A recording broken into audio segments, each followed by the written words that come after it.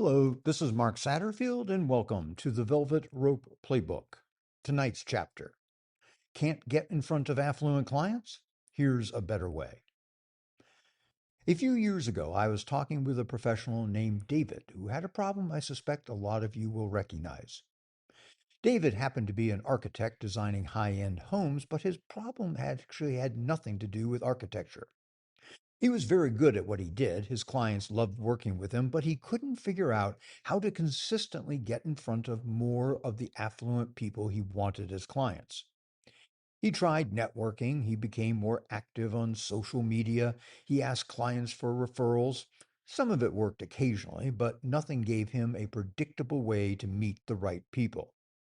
So David asked me a question I hear from physicians, financial advisors, consultants, luxury retailers, and just about every other professional who wants more affluent clients.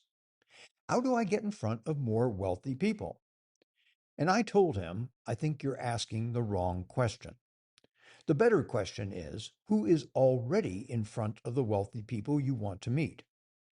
In David's case, the person who might someday hire him to design a multi-million-dollar home probably already knows a luxury real estate agent, an interior designer, a wealth advisor, an art advisor, or a custom builder.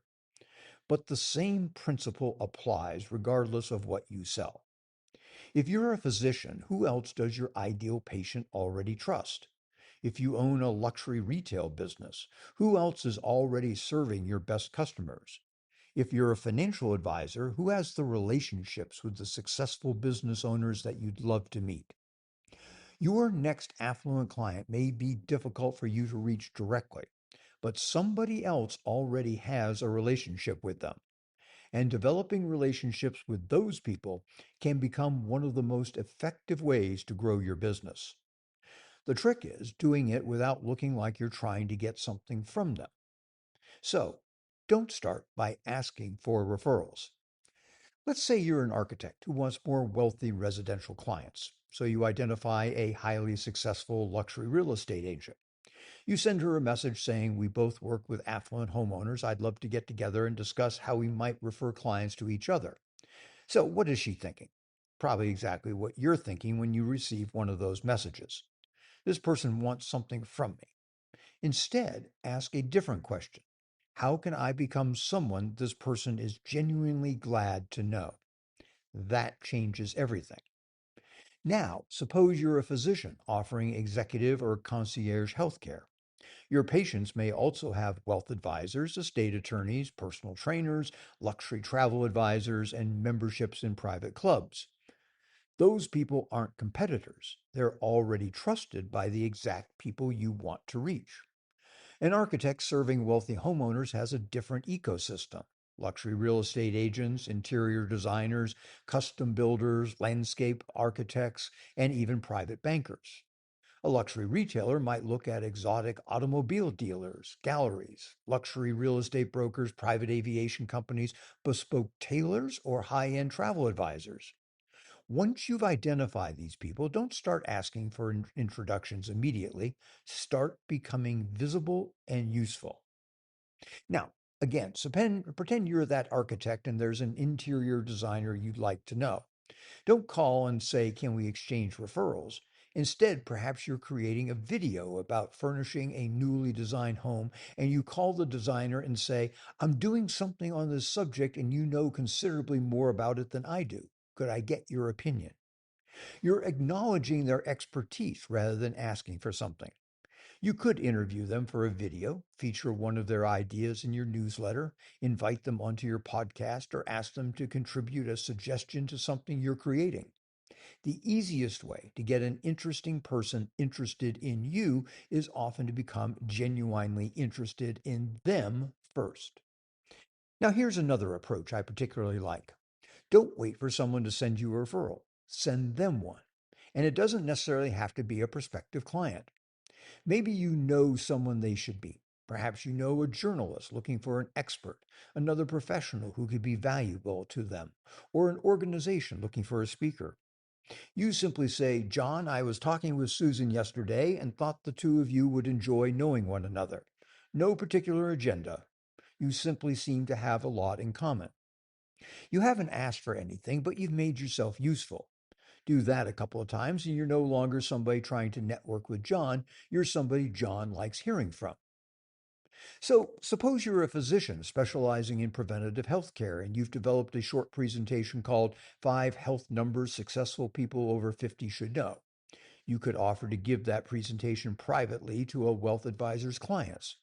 You're not asking the advisor to promote your medical practice. You're giving the advisor something valuable they can provide to their client. You're making them look good. An architect could offer a luxury real estate broker a short briefing on what to look for before buying a home you're planning to completely renovate. The agent now has some useful information to share with a multi-million dollar buyer. A luxury watch retailer could offer the clients of an exotic automobile dealership a private evening on collecting watches. You're not saying, give me access to your clients. You're saying, here's something your clients might genuinely enjoy. That's a completely different posture. Another idea is to create small experiences together. This works particularly well in affluent markets because you don't need hundreds of people. Sometimes six or eight is actually better. Imagine an architect, an art advisor, and an interior designer hosting a private dinner for eight people about designing a home around an important art collection. Nobody gives a sales presentation. Nobody stands at the door collecting leads. It's simply an interesting evening with interesting people. Or imagine a luxury automobile dealer and watch retailer hosting a small evening where clients see extraordinary automobiles and unusual watches. A concierge physician and luxury travel advisor might create an event on staying healthy while traveling internationally. Each participant brings something valuable, and each introduces people from their own world. The relationships develop naturally because nobody feels as though they've walked into a sales event. I encourage you to become a source of interesting information. Once you've identified 10 people that you'd like to develop relationships with, pay attention to what interests them. Then occasionally send them something useful. Not every week, and certainly not an automated checking in email. Maybe you see an article and think, Jennifer would find this interesting. Send it with two sentences explaining why you thought of her. No pitch, no request for a meeting, no hidden agenda. Over time, something important happens. You become associated with useful ideas. Now, remember, you don't need hundreds of these relationships. I'd rather have 10 people who know me, like me, understand what I do, and would feel completely comfortable introducing me to someone important to them. A wealthy client may know three people who could hire you. A professional who serves wealthy clients may know 300. That's why these relationships have such enormous leverage. But don't keep score. If you introduce three people to someone and they haven't sent you anyone, don't suddenly stop. The moment it becomes, I did something for you, therefore you owe me something, you've now turned the relationship back into a transaction. Your objective is to become part of their world, somebody they respect, somebody who's useful, and somebody they enjoy knowing. Then, when the right conversation occurs, your name comes up naturally. So, here's something you can do this week. Take a piece of paper and write at the top who already has the trust of the affluent clients I won. Come up with five different professions or businesses and identify two specific people in each category. Now you've got a total of 10 people. Don't contact them asking to meet for coffee. Everyone does that. Don't tell them you'd like to have a conversation to explore synergies. And please don't ask if you can pick their brain. Instead, look at each name and ask, what's one small thing I could do that would make this person glad to know me? Perhaps you feature them, introduce them to someone, invite them somewhere, ask their opinion, send them something useful, or create an opportunity that makes them look good to their clients. If you do that consistently, you're accomplishing something much more valuable than networking. You're becoming known by the people who already are known and trusted by the people you want as clients. Now, identifying these people is relatively easy. The more important question is, how do you become well known by the right people in your particular market so that when one of their clients needs what you do, you're the person who immediately comes to mind? Now, that's something I can help you develop personally. We'll look at your business, the affluent clients you want to attract, and the people who already have relationships with those clients. Then we'll develop a practical strategy for getting you known by those people in a way that's natural, credible, and never overtly salesy. So if you'd like to work with me personally on that, visit getwealthyclients.com where there's information about setting up a private strategy session with me. We'll identify who you should become known by, why they would have a reason to want to know you, and how you can begin developing those relationships. That's go to getwealthyclients.com.